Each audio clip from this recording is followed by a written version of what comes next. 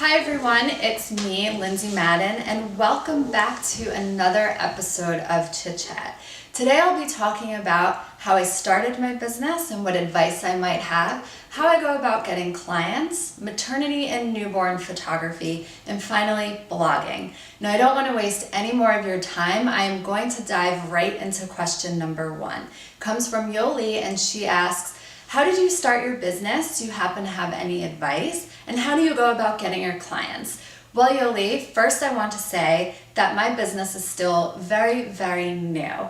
So I'm always coming up with new and innovative ideas as to how to better build my business as well as my brand. But a few things that have helped me along the way that I could likely pass on to you as some advice would be to network with local photographers, asking how you can help them. That simple phrase of how can I help you can really take you a long way.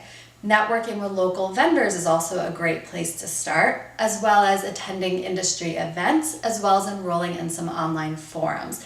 And finally, and most importantly, try and remove any self-doubt or any negativity that you're feeling about starting your own business, because starting your own business is definitely a scary thing, but it also requires you to be positive and to put 100% of your time into it. So now moving on to how do I get clients? Well, again, because my business is still so new, I'm still always figuring out new ways as to how to bring in clients. But with that said, I do rely on a few things, one of them being social media, Facebook being my favorite platform for this.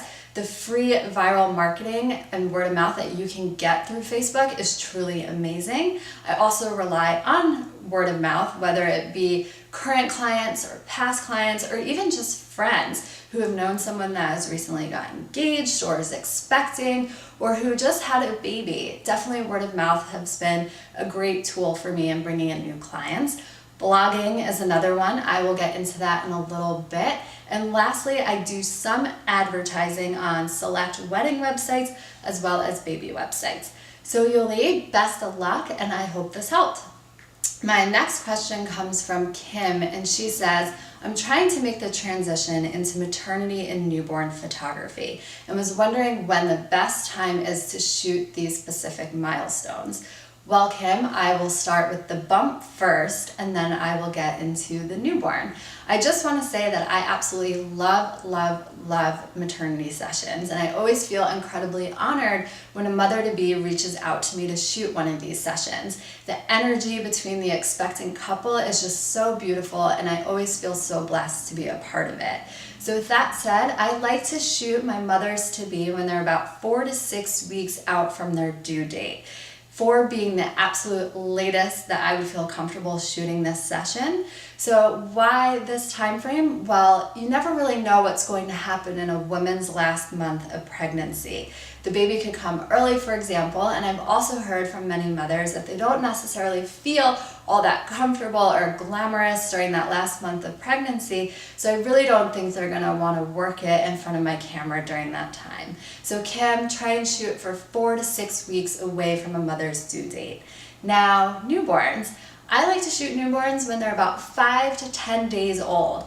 Yes, I know that seems a little frightening and intimidating because they're still so little, but believe it or not, at just 2 weeks, a newborn kind of loses that sweet little newbornness that you love about them so much. They become a bit more fidgety, some get a bit more colicky, and they're a bit difficult to mold and bend into those cute little newborn positions that you love about newborn photography so much. So again, Kim, just to reiterate, 4 to 6 weeks out from a mother's due date is the best time to shoot her maternity session, and 5 to 10 days old is the best time to shoot a newborn session. So Kim, I hope this helped. My final question comes from Steve, and he asks, how often do you blog, and do you find a point in blogging when it comes to bringing in new clients? Well, Steve, first I want to say that I love to blog.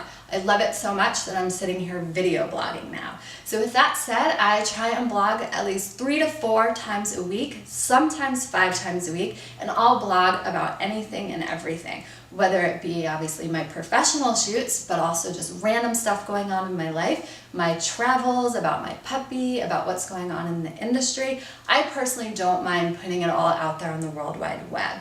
Now I know that's not for everyone, and I totally get that, but hear me out.